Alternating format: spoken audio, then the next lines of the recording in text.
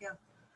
Good afternoon, 3D Effect team members, and welcome to this week's Monday Minutes with MaryK and Renee. Hello, Renee. Thank you Hi. for joining me today. Of course. Glad to be here. Yes, and let's go ahead and get started. Renee, share with us. Tell us about where do you live? Tell us about your family, all that good stuff.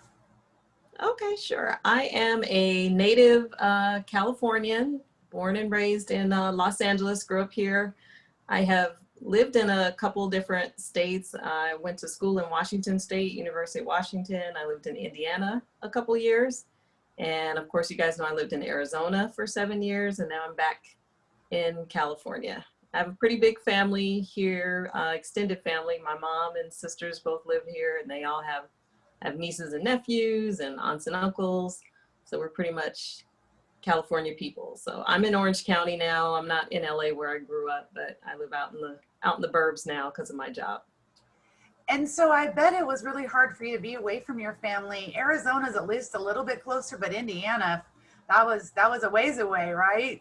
Yeah, it wasn't as easy as I thought it would be just to fly home and visit all the time. We only were there for 2 years, and I think we only came home 2 times. So yeah, it's harder than you think to keep in touch with family when you're that far away. It is very hard. It is very hard. And I know you have children, and one of them just recently moved out and took a bed. So I see your office now. Tell us about that.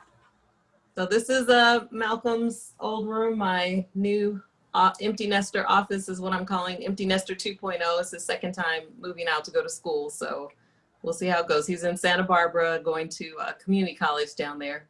And I also have a daughter. She's actually the oldest. She's a teacher now. So she's out of college and she teaches in Tucson. So she's still in Arizona.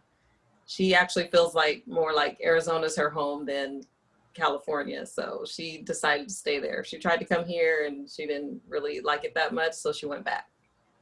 So she might move to Phoenix soon, she said. Well, awesome. Then we'd love on her. Well, we can love on her from Tucson, but we could really love on her from the Phoenix area, right? So Renee, share with us, how did Avon come into your life? Well, Avon has pretty much always been in my life from time I was little. We always had Avon ladies through church, and I always got those little perfume things when I was a kid. I always remember, I kind of wish they would bring them back where you can get the little girls where they can have the perfume in their necklace. And I just always liked Avon. They had so many cute kids things growing up. And then when I got older, started using the makeup and everything. So I always used Avon. We always had Skin So Soft for the summer. Just kind of grew up with it. It was pretty much, I think when I was growing up, household name. And almost everybody I knew used something from Avon. It was pretty common. Did somebody invite you in to become a representative? How did that work? No, I invited myself when I needed some Avon, and I didn't really have an Avon lady. I just was kind of curious and went online to see, if I could sign up to buy it myself. And somehow I ended up signing up to be a rep, and I've kind of been my own rep ever since, and then gradually build up a, customer base and team and all that good stuff. But yeah, I started off just because I wanted some Avon and I didn't know an Avon lady at the time. And if I remember correctly, you shared with me that it was in 2001 that you became an Avon rep? Long time ago, I know. And you were your best customer because that's all you wanted to be in the beginning. Right. And that's one thing I think I love about our business is you can start with one thing, but then it evolves into something totally different many years later. So I've heard you say that you built up a customer base, and in talking to you earlier, that customer base went away with your moves, but then people remembered you and you started doing a little bit more. You didn't have a mentor, then you had a mentor, you didn't have a team, then you do have a team. So kind of share that journey with us. Yeah, it's been kind of on and off a little bit. So when I did first sign up, like you said, I was just buying for myself. And then when I was working in an office in Brea, California, I ended up getting quite a few customers there. I was actually doing really well just selling in the office. Those were my main customers. And I had a couple of neighbors that bought from me. And I was on a pretty big team. We ended up one time having a fair out. We had a booth the LA group had a booth at the LA County Fair. So you can imagine how huge that is. So that's when I got into leadership the first time. I signed up a few people at the fair and I built up my team, and all of a sudden I was getting like these little $50 checks in my bank account, you know, every couple of weeks. I was like, oh, this is pretty cool. And I was selling, so it was going pretty good. But then we moved. That's when I went to Indiana in 2006. And so kind of broke off from really doing anything except ordering for myself just to stay active, and didn't pick up selling again until I got back to Arizona in 2008. So then started selling in the office again and just kind of grew from there. It was just myself and my customers. I wasn't doing a team back then. Didn't start a team until I got back in California, and then Tony on my team joined, and then I started up in leadership again. So she was looking for an opportunity. We're friends from Orange County meetup group. And so we just started talking about, you know, she was talking about, you know, starting her own business, and said, hey, Avon will be perfect for you. So she ended up doing that. And then I just said, well, hey, I got Tony, kind of like I was with the customers. I got one customer, why not have more? So like I have one team member, I may as well kind of see what I can do. So been actually pretty successful building it up in the last year or so. I've had several people join my team, and I was able to make a bronze ambassador. So that was pretty cool. And we were so excited for you. And the one thing that I really heard you say was that Tony was somebody that you knew, but in our conversation, and you knew each other through a meetup group. So you met through a networking group, and that's how important networking groups are in life, but especially in business, right? Mm-hmm. And then I remember you saying earlier that Lisa joined, you guys were members in the same Facebook group. Right. We were in I believe it's a business-minded women's group on Facebook, and Lisa saw me there and she signed up to join my team. And so I'm so happy to have met her, and we've gotten to be friends. Even though she's all the way in Texas, I consider her to be a friend, and she's a really good team member too. So, or business partner, as you say. I like that. Yes, term. I like to say business partner. Yeah, absolutely. And the whole part of that's what's so beautiful about this business. You can do what you want with it. If it needs to take a back seat, it can take a back seat. It can be there for you. But there is so much opportunity when you're networking with like-minded people, like I heard you say. And then the other team members that you brought on recently have been from doing some advertising that Avon now lets us do. And that's been fairly successful for you as well. So if you were to say in a nutshell, what's your favorite part about leadership this time around, what would you say that is? About leadership? Well, I enjoy helping people. I think I kind of have a little bit of my mom's teacher gene in me. So I like, you know, showing people how to do things, and, you know, basically show them what I do to be successful if they want. So if they're willing, then I'm more than happy, you know, to show them a ropes. I see a lot of people out there on kind of lost out there in cyberspace that don't have mentors and leaders. You know, I feel bad for them, because most of the questions we answer are pretty easy. You know, it's not that hard. Most things are out there. You just need somebody to kind of steer you in the right direction to find it. So I enjoy that part of it. And interesting, when you joined yourself. You didn't have somebody invite you in, so you did not have a mentor. And then Avon did a program that was called Nesting, and you ended up with Tamara. So what is the difference between somebody who has a mentor and somebody who doesn't, from your experience? Well, I just think you have to be a lot more independent minded and just willing to go out there and find answers on your own. I mean, and Avon gives you all the tools. I mean, they really do. You really actually don't need a mentor, but it's nice to have one. I enjoy the camaraderie of, you know, being able to talk to somebody, or, you know, just ask somebody a quick question or bounce things off of people. And, you know, I like our meetings that we do, because we all get together and chat. So that's, you know, it's nice to have. So we really learn from each other. Right. It's always interesting to see what somebody else is doing and how you can incorporate that into, you know, what you're doing. So I like that part of it. So something else I just caught, you said you have your mom's teaching gene, but I heard you say your daughter is a teacher. So I think your daughter got that as well, right? Yeah, she got 100%. I say teaching is definitely a calling. I think I got a little bit of it. Yeah, so you have to have a certain, definitely a certain spirit to be a teacher. She teaches, she started teaching 3rd grade, and now she's teaching junior high. That's a So big difference. yeah, she did third grade. That's what she went to school for, but she just switched it up recently, started teaching junior high. So it's going pretty well for her. I think she likes that age as well. Well, and They're you are they're an amazing mentor to your team. And Tamara and I have talked many times, and the what you provide to them, and not doing for them, but guiding them, and that's just where the magic happens, because everyone is independent. This is why we're independent sales representatives, right? So all we can do is give a little bit of inspiration, but that motivation has to come from within. right. Oh, absolutely. Which is the great thing, is your own business. I know I have my boss lady's shirt on, but I'm like, I'm not the boss of anybody. This Nope. is your business. If you just want to sell once a month or whatever you want to do, just tell me what you want to do and I'll help you do that, you know. You know, interesting you said that, because I'm the boss of myself, right?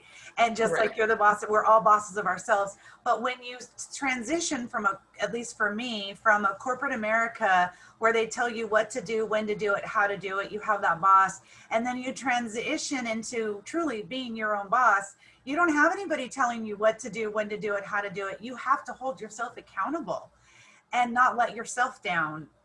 Right. And so, Yeah, so from your that's lens, true. what is that? How is that different for you? Well, I'm one of those type of people. I think I think about it pretty much constantly. I'm always got Avon in the back of my mind. So sometimes I have to tell myself to take a break, because like yesterday I was, doing samples. I was working on a Google ad. I had a delivery, and by the end of the day, I was like, you know what? I've been doing Avon all day long. Let me stop now. So, and I have a regular full-time job as well. I'm on leave right now, but probably next week or two I'll be back full-time. So I'm gonna have to come up with my little segments, like, okay, Sunday from whatever time to whatever time I'm gonna do Avon. It's gonna have to be a lot more structured. But I've been enjoying just kind of being able to do it whenever I think of something. I can just run and do it right now. Oh, let me call so and so, or let me send this text or whatever. And the way that you're growing and what you're doing, I was there. I was in your shoes where I worked a full-time job and I did Avon part-time. And in 2012, I was able to do this 100% full-time. So it can be done. It does take commitment and dedication, which you absolutely have. So I'm excited for that day when you don't have to punch that clock and you get to do what you've been doing the last few weeks on medical leave. You're right.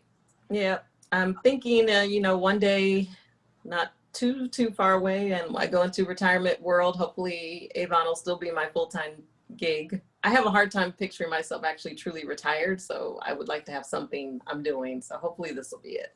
I think that's for my husband and I have had this conversation too, is even he works for the post office, and even when he retires, we won't retire. We have a business. And you can do it anywhere, anytime, always ask, right? And so you never really retire from something that you love, because really when you retire, you die. Like that's a There's true nothing left to fact. do. Right, right. So thank you for all of that. And then let's have some fun with some questions. So there is going to be a Studio 1886 opening up not too far from you in the near future. And Can't wait. I know many of us have talked about getting a bus and coming out there. So as soon as we know that date, please let us know so we can start planning that, because we are all planners. So when we come and visit, where do we have to eat?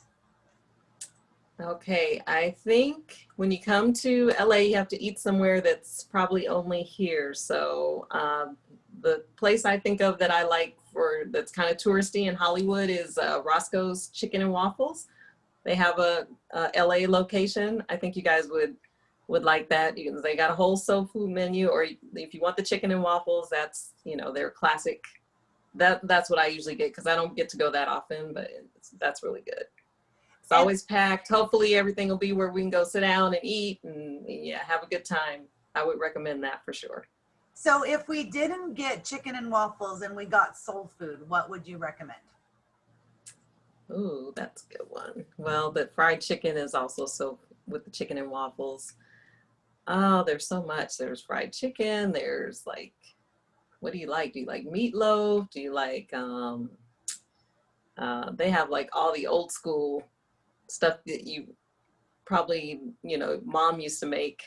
that you don't really get anymore. Like I like greens, I like collard greens, and cornbread is like one of my favorite. Mac and cheese. I can do a veggie plate. I don't even have to get any meat, but you know, of course they have like the pan fried steak or steak and gravy, all that good stuff. So the sides are my favorite. So it definitely sounds like if you've got a group of people that have different tastes, that is definitely a place that can cater and accommodate the majority. Right. And my second thing would be Mexican food. We have a lot of great Mexican places out here. I know you do too, but Mexican food, some margaritas, we got those everywhere too. So what would be your go-to Mexican? I like El Torito's. I mean, a lot of people say that's a chain, but I like their food. I don't know if we. It's not like, you know, Del Taco. It's a step up from that. It might not be authentic, but I think it's really good. Yeah, I love Mexican food. Although my friends will tell you I really don't, because I don't like spice. I don't like rice. I don't like beans.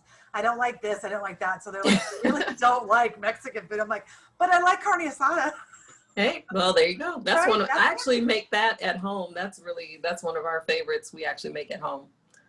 Well, that's one of my favorites. I love carne asada. In Indiana, we didn't really have Mexican food in Indiana. Don't get me started on that. I was so right? sad. I was very glad to come back from my tour of Indiana as well. Awesome. Well, Renee, thank you so much for joining us today. And it was so great to get to know you a little bit better. I know that on our chats and power hours, we really all do kind of get to know each other a little bit more than what we do on Facebook, or especially with you being in California, Lisa in Texas, Tony in California, us in Arizona. So that's the beautiful thing with technology, is we can come together once a week, and some weeks we get together twice a week and really kind of brainstorm together and grow and learn together and get to know each other a little bit. So I appreciate you, and I know that you are an amazing business partner and a business mentor. And tell us real quick, how about that Chi hair dryer? What do you think? Oh, I love it. Yeah, it made my curls, because it's straight now, but when I dried my curls with it, they actually held up a lot longer and they were firmer. So I noticed that my style held up longer and they dried faster. So thumbs up on the Chi dryer. Now I've got the flat iron. I'm doing touch up on my straight hair. Next, I'm gonna have to go for that spin and curl. That's what this is, spin and curl. Yeah, 2 days. I gotta have all three. Yep. Well, after you got the hair dryer from that incentive, I'm like, oh, now I want that dang hair dryer. So yes. Awesome. Well, again, thank you so much. And we'll look forward to seeing you on the Power Hour this Thursday. Well, thanks for having me, and thanks for being such a good mentor, and I'll see you guys soon. Bye.